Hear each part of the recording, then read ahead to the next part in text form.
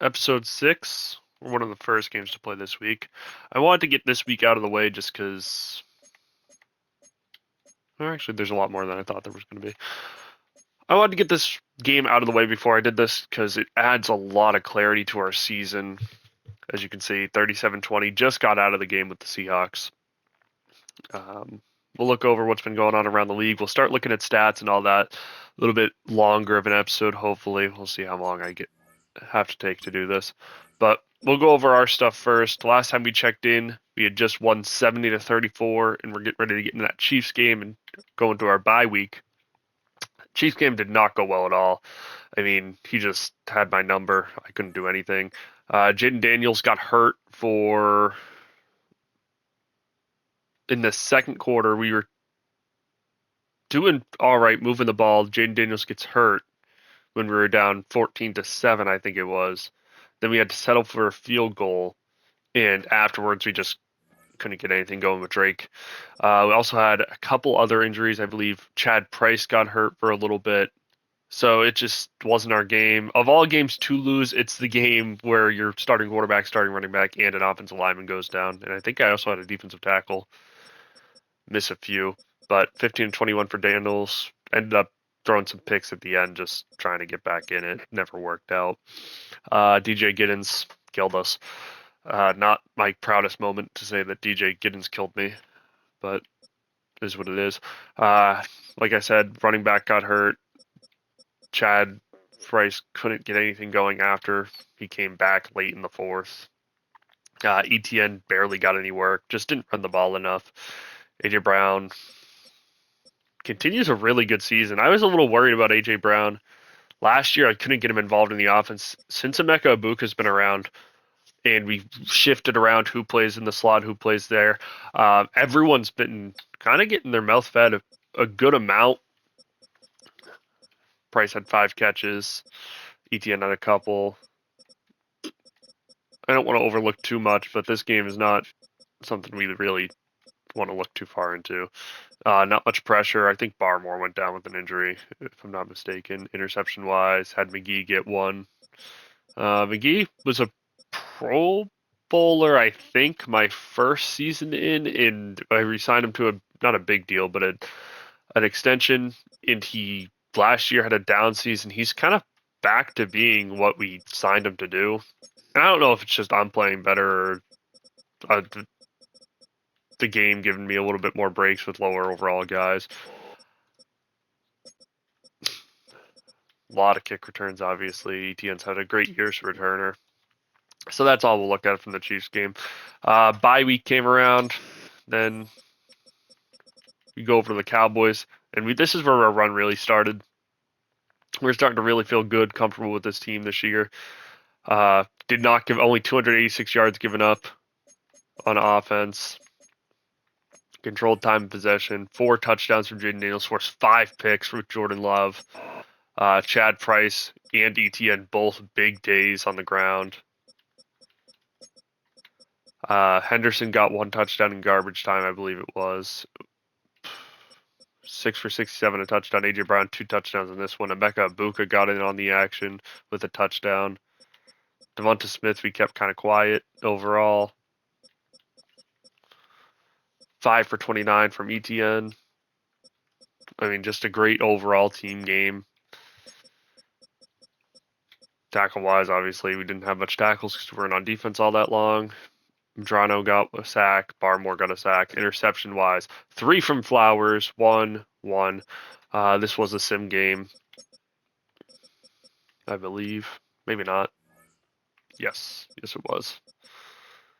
So after the sim win, we just really found our groove, and I feel like the confidence of the team.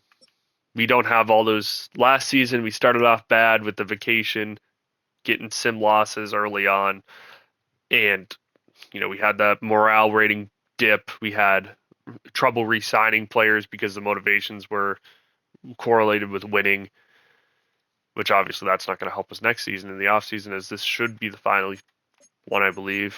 Going on to this Giants game. Did we play this one? Yes, we did. So here on out, we played the rest. Okay. 1 interception thrown, but good day. outside of that pick, 20 of 28, 71%. 279 pass yards from each quarterback. Price, good day, 13.99, 2 touchdowns. Jaden Daniels had a little bit. We did get Drake in. Something for a quarterback sneak. Daniels has had some injury stuff, so I don't love running certain plays when I could sub in, especially when I have a lead. It's one thing if I'm down and I just want my best player to get the score, but first down and goal or something, you want to sub in the other guy. Just for injury purposes, 5 for 110, 1 touchdown for Mabuka. Big day from him. Neighbors had one big one on us, and after that was real quiet. It was fine giving up checkdowns to Theo Johnson. Again, these two guys just making it work. Chad Price, couple catches. Freiermuth has been quiet lately. Hasn't had a big game in a while, but that's okay.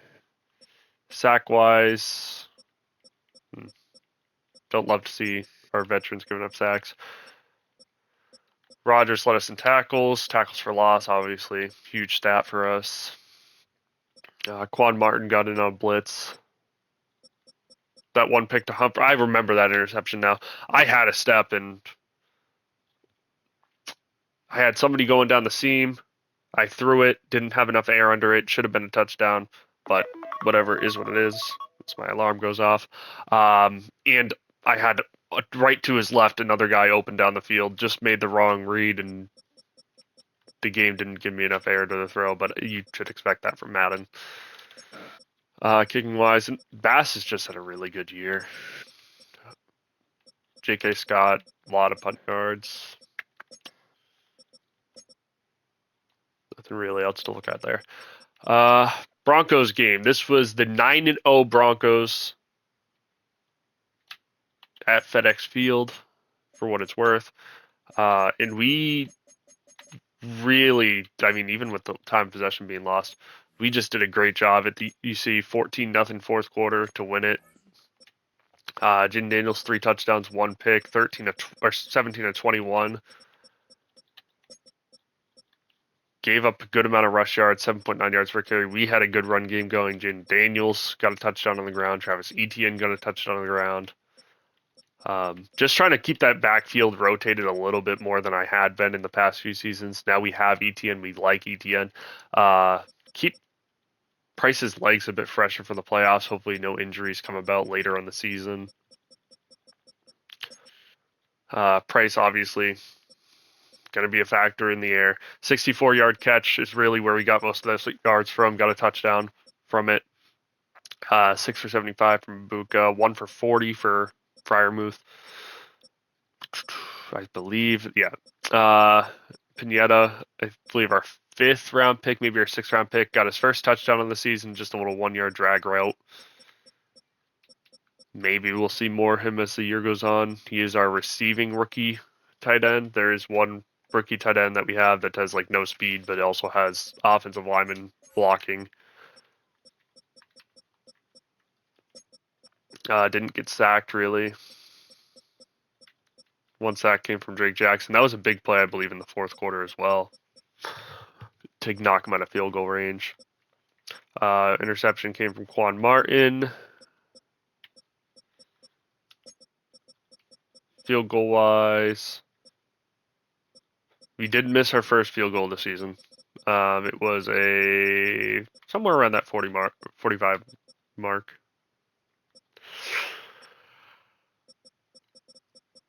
So that probably knocks it out of the award races, but whatever. Etienne, another good day returning. And a game that just concluded. This was kind of just an offensive masterclass. I know we only got 400 yards, but it was more clock management, making sure we didn't make a mistake, and forcing him to have to make plays offensively. 37 points on just being conservative. 21 to 29, didn't really take many shots. 300 yards, 2 touchdowns. Rush-wise, couldn't get the run game really going. Credit to him, one of the few people who have stopped both my running backs this season. Did get a touchdown with Etienne. Also got a touchdown on the ground with Jaden Daniels. But he really kind of just had that run game locked up, and we had to use the pass as a run in clock manager. McLaurin had an 86-yard touchdown. Other than that, kind of just check down. 7 for 150, 2 touchdowns. Did give up a 72-yarder to Brackett. He was going to get one eventually. One of the better receivers in the league.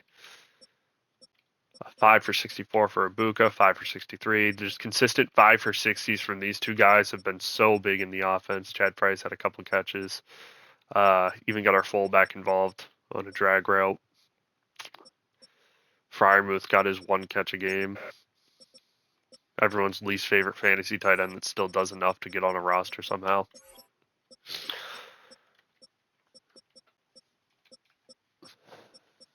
One sack from Medrano and the 2 picks, Alexander Portillo. Again, field goals been great. So we'll look at our actual stats now for this season. Then we're going to look at other people's stats and what we're looking like as the playoff picture starts to form. We kind of have a narrowed down 8 teams in the NFC, maybe 9 teams in the NFC who are really looking forward. We'll look at awards really quick. I don't think I'm going to be in the running for anything. Coach of the Years, all the way down at 9. I'm just blatantly not looking at AFC. Chad Price moves up to 4 after that game. He might move down after everyone plays and Sims are done. Defensive Player of the Year, Offensive Rookie of the Year. I don't believe I have anyone even as rookies playing too much on offense. Defensive Rookie of the Year. I mean, this is something we are in the running for technically. I don't know what Patterson's doing, but Coles has just been awesome for me. These 2 linebackers, I mean, only one of them plays. I forget which one plays, to be honest. Quarterback wise, Daniels up to 4. Running back, Price 5. Wide receiver, AJ Brown's in the conversation there. Nothing offensive lineman wise. D lineman, not surprised I don't have anything there. Medrano showing up at best linebacker, probably out of the race. Flowers, best DB area. He's probably out of the race as well. Kicker wise, Bass right there. We'll just go through really quick, I guess, for AFC purposes. But I mean, Wilbur, no shock there. Wilbur continues every season. It feels like we see him. Ridiculous stats. Defensive Player of the Year. I don't even know most of the players that are here.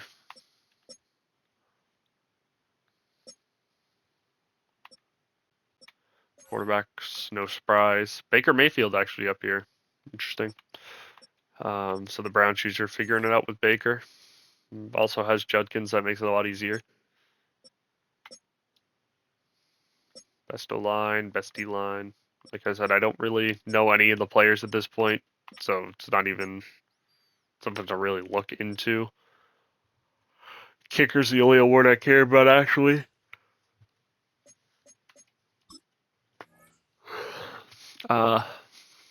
Passing wise, we've had all 3 quarterbacks have made some appearances in some way at some point of some games. Daniels, 3,000 yards, 25 and 10. I just want to see what the numbers are last season. I mean, we know we've said it since we joined. The issue with us so far has been turnovers. 26 the first year, 22 the second year. This year, we're 12 games in, so we're on pace for under 20 for the first time since we joined the league. Now, it takes one game against Eagles throwing 5 picks to change that, but that's future me's problem, and I don't want to talk about that guy right now. So rushing wise, we actually are doing more on the ground than we usually do. I don't run too much with my quarterback, but it's hard to run with somebody who gets hurt every single game. Rushing, Chad Price, down year technically, but this is kind of what I want more of. I want to see somebody else getting carries. I want to see, some goal line touches, maybe going somewhere else. He could have easily could have 20 touchdowns almost with Chad Price if I just funneled it. The goal really isn't the funneling to Chad Price. It's making sure that he stays alive for that playoff run that we're hoping to go on. Receiver, very spread out. Buka's having a great year. McLaurin, again, these 5 for 60 games that all these guys keep having, it's stockpiling into maybe 3 1,000-yard receivers. And after those 3, maybe 4 guys, we do see a huge dip. Maybe later in the year, we'll see more rotations as spots get clinched, just to try to keep these guys fresh as well, because these 3 are really are very important to the offense. Freiermuth, he doesn't have many stats, but huge upgrade from Noah Gray last year. Noah Gray was my starting tight end at a 75 overall. I just want to see what his stats were, because he's probably about matched already. Yeah, 34, 472, 5 touchdowns. So probably will have the same statistical stuff, but people actually care about guarding Freiermuth. Where if you see Noah Gray open, most of the guys are just leaving him open because it's Noah Gray. Sack numbers are looking good offensively, not giving up too much crazy sacks. We were worried about Yvonne Cox so much his first few seasons, making sure he doesn't give up a bunch, and he's finally turned into an actual tackle. 8 sacks, 6 sacks, yeah.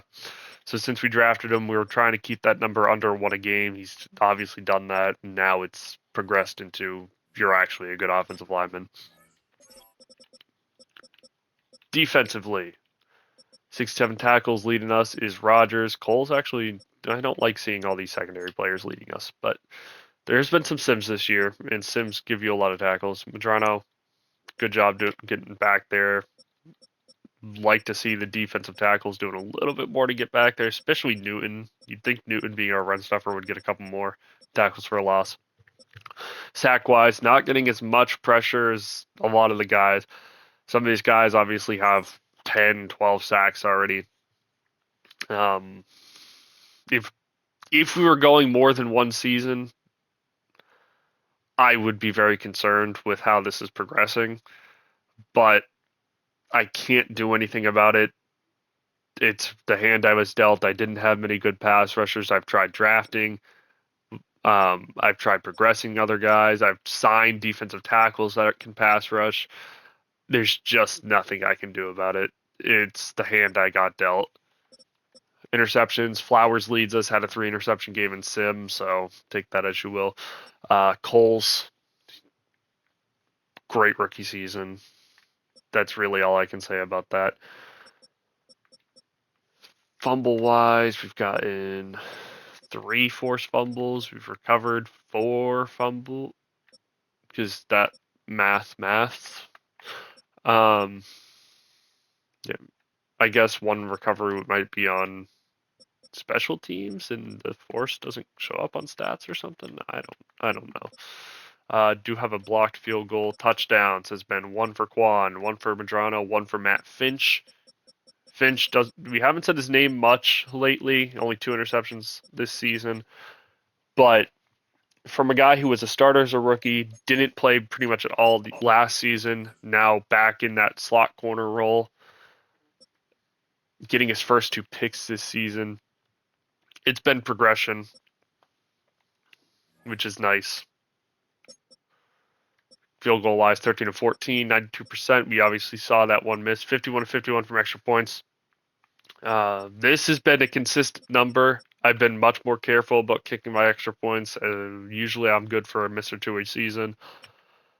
I don't want to jinx it, but I don't think I'll miss one. I really tried to make sure I'm not going to make a mistake like that. Punt wise, almost 1,000 punt yards, 46.5 about per attempt. Not many touchbacks on 18 punts, only 6 touchbacks. That's a pretty decent percentage. Kick returns, averaging 25 to return. That's not bad. Punt return did have that 1 for a touchdown. One of the few guys with a punt return touchdown this season. We're going to look at some league leaders really quick. I'll only go through the top 5 of everything just because I don't think we all want to see everything. Drake May, 40 touchdowns this season. A lot of guys hovering that 3,000 yard mark, and then just these two are running away with it.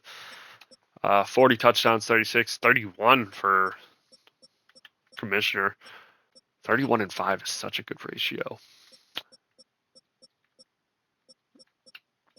You see the turnover numbers for some people. The league leader is 24 with Jordan Love, obviously. 5 coming against me. Caleb Williams interception numbers are high, so interesting to see people already in those mid-20s. They're probably looking at about 30 interceptions this season. And the Cowboys user, I don't remember him turning the ball over that much in the past with his previous quarterback. Brings in Jordan Love, and Jordan Love just maybe it's its arm, doesn't like the release or something. I do want to check on what's going on with the Colts here because 1,200 yards is interesting to me. Okay. 8 interceptions for Jalen Hurts, probably all coming in garbage time. I almost wonder if he had a quarterback that he cut just because there's no way we're this far in the season with only 1,300 pass yards. So I would like to see who his other quarterback was at one point. But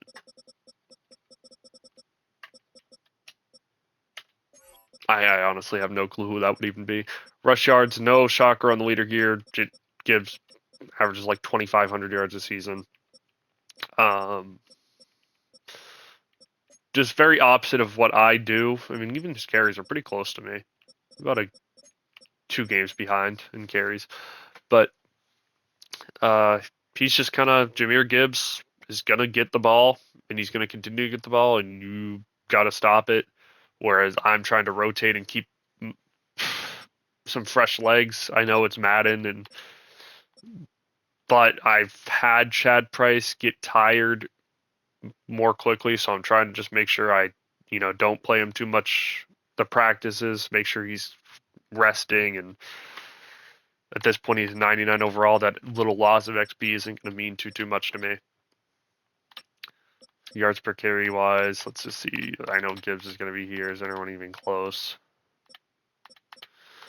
Next closest would be 7.5.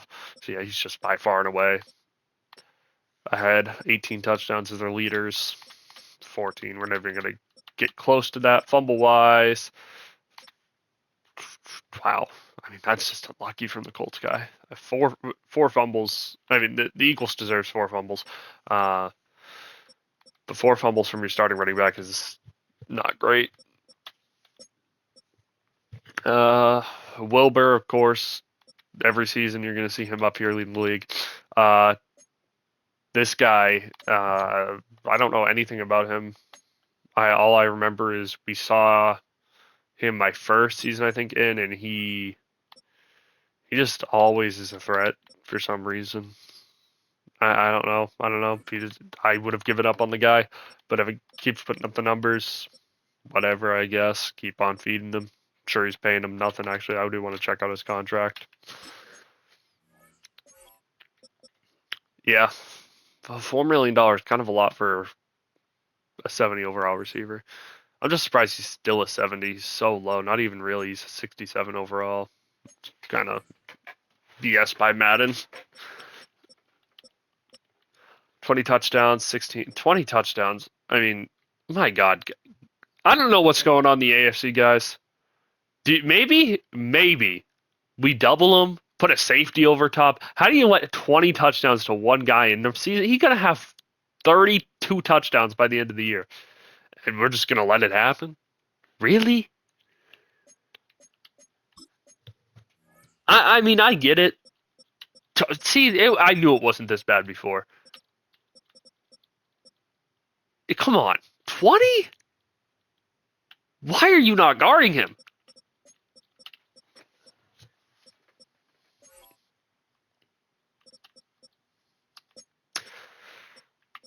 Let's just do the worst. Landon Dickerson, worst offensive lineman. Even this guy's got 8 and 10 games played. So, maybe working on the tackle spot is something Oh, of course it's the Colts. No, nope, never mind. Never mind. Colts have had. That would explain the interception numbers. Let's see where the sack numbers are total. Because if you're getting, if you're getting sacked this much times, especially from the edges, you're gonna throw a lot of picks.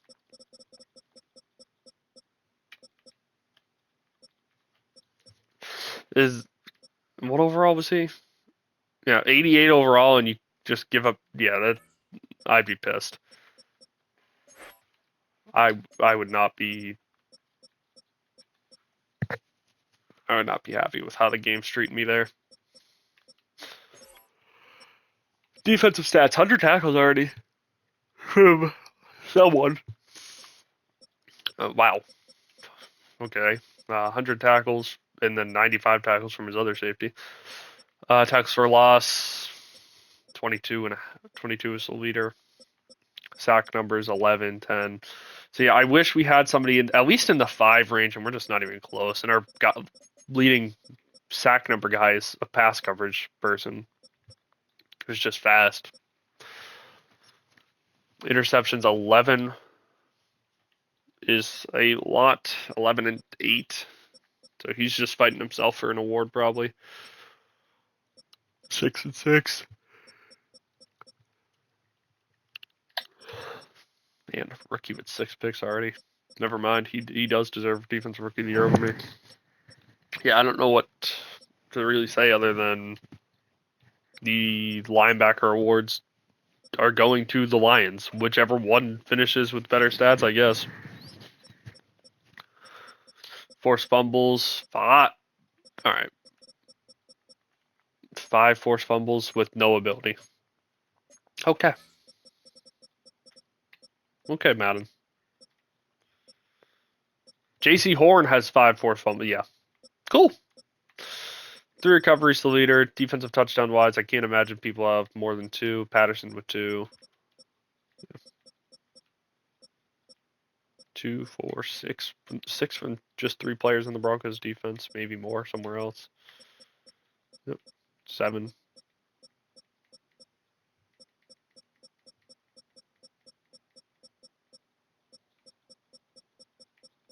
8.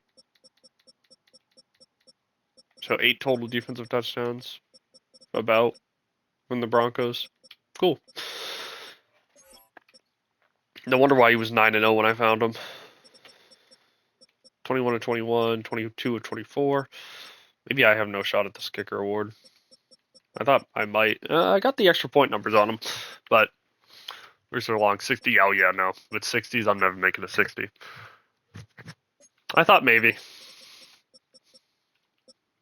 Blocked ones, we've had 1, 2, 3, 4, 5, 6, 7 blocked extra points, mostly probably in sim, I imagine.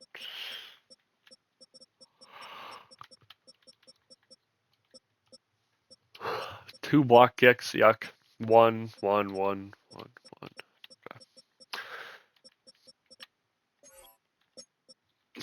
Punts wise, I'm just gonna look at the average. Who's got? Hey, well, look at that.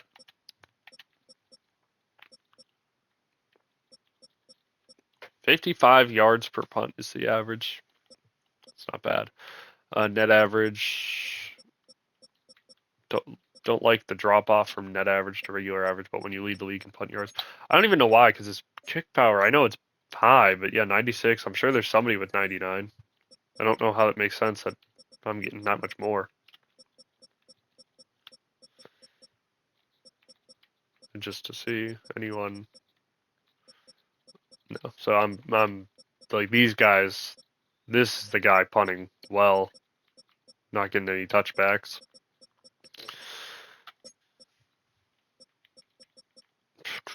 Touchdown wise, we're not even going to look at yards really. Yeah, I'm just looking to see who has touchdowns, who has chance at awards.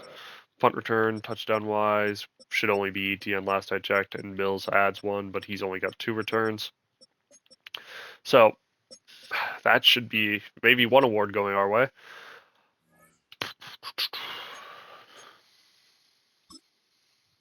I don't want to look at that specifically yet because we'll look at that at the end of the season. Playoff pitcher. Also, we do have 1 injury. Barmore's going to be out for a couple more weeks.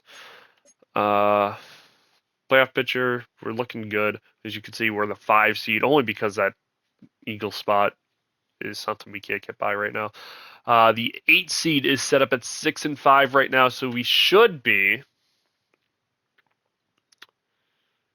a win against the Rams later this season away from clinching. We also play Booby, the Cardinals. But I think if we beat the Rams, we'd have to beat the Rams and then win one more game, and we're pretty much clinched. I don't know what our tiebreaker is with the Packers situation wise, but most of the tiebreakers are coming in our favor. Maybe not the playoff teams, like obviously the Eagles have a tiebreaker on us. Don't know if it's going to matter with the Lions. Depends on how their division shakes out. We'll look at our schedule, check on tiebreakers really quick. Schedule, we'll look at Falcons to see, because Falcons is a big one. I don't think we played him. No, we haven't. And do we at all? No, we don't. So yeah, we win this Rams game, and then we just win one more. We should be a playoff team. This last game of the season might actually decide the division, but that's a far way away because we still have a lot of tough games coming up, playoff teams on the way. But really, I think 2 wins is enough to do it. 2 out of 1, 2, 3, 4, 5, 6 losses against the Eagles and the Chiefs were both blowouts, give up 45. What's the key to winning? Have we won well, we gave up 30 in that one, but we also scored 70. So really our key to winning is to hold our opponent to under 30. I guess most people would say that, but defensively, we've been really good so far. Look at the Falcons schedule really quick. He's got Panthers, Bills, Texans. Yeah, so he's got a bye week actually. So he's looking really good playoff spot wise as well, even though I know he has a better chance to win this division than I do. But we have done a good job keeping pace with the top of the NFC outside of just struggling against Philly. I believe we'll be fighting for that 5-6 spot with the Falcons, or who was winning the division? Was it the Saints?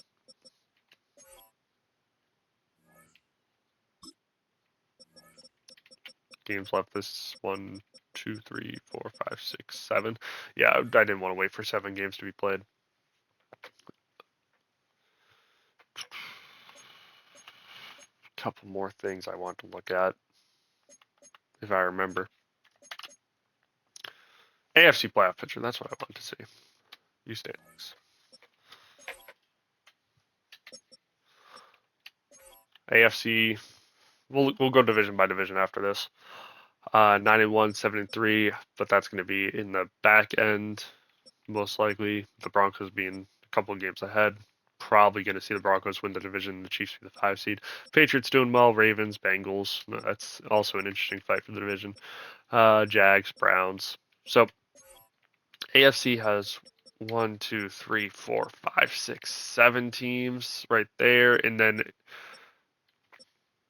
someone in this group at that 5 and 6, maybe even down to the 4 and 6 guys, could make a run and still make the playoffs. If you're 4 and 6 in the NFC, you are dead in the water, most likely. But these spots should be locked up.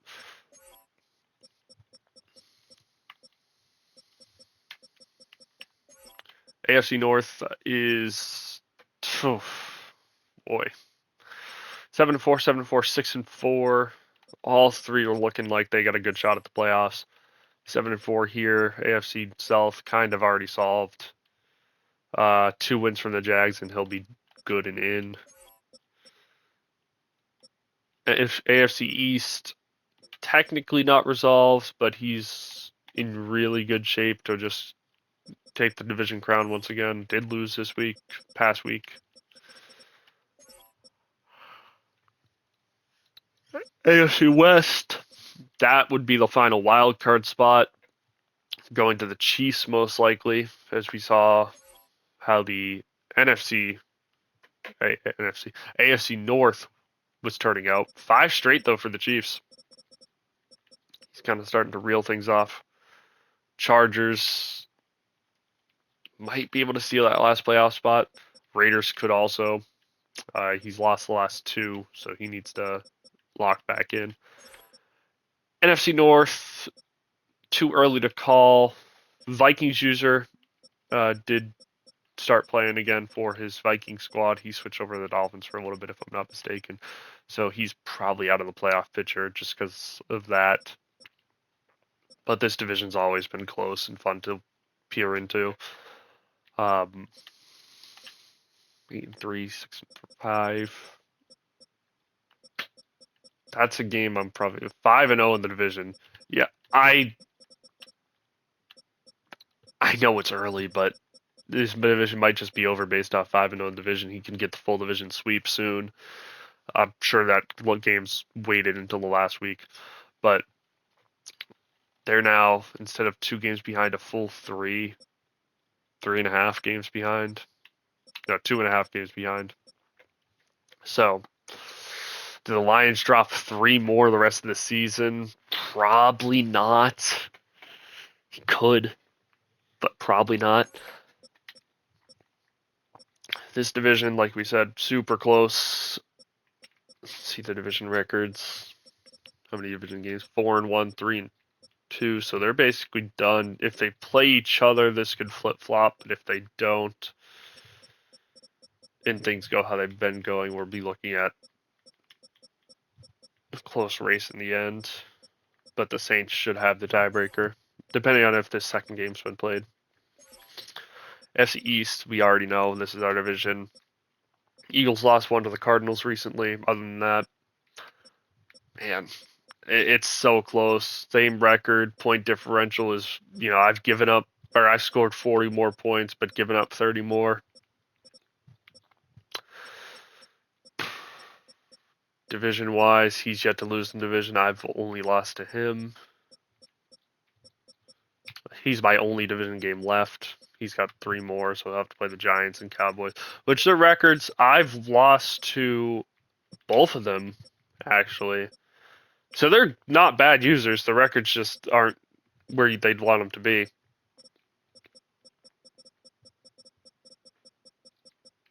NFC wins. See, now this is the tiebreaker. If I can beat him, this is the tiebreaker I can get him on. This is looking good. AFC wise, I believe it goes NFC first for our tiebreaker, then it would go to the non-conference, which would be here. But I lost a non-conference, which won't matter.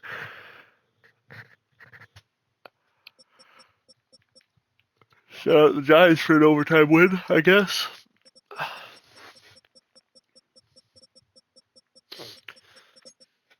NFC West, super close division. We've played, where we do play this whole division, we've 2-0 against them so far, beating the Seahawks and Niners, I believe. Still got the Rams and Cardinals to go. Booby, I tend to have his number usually. I don't remember the last time he's beat me in Madden. We've played years and years, so. Otherwise, this really, honestly, the Rams are still in play to take over. Seahawks obviously just lost to me, so the gap is getting a bit bigger.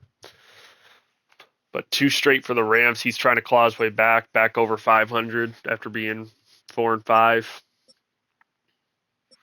Look at the division wins. Should have done that on the AFC side. 2-2, 2-2, 2-0, 0-2. So the Seahawks really are kind of in the best shape, because if he just wins his division games, he probably wins the division. I mean, obviously, you'd rather be 8-3 than 6-5, but at least his losses, their losses have come in division.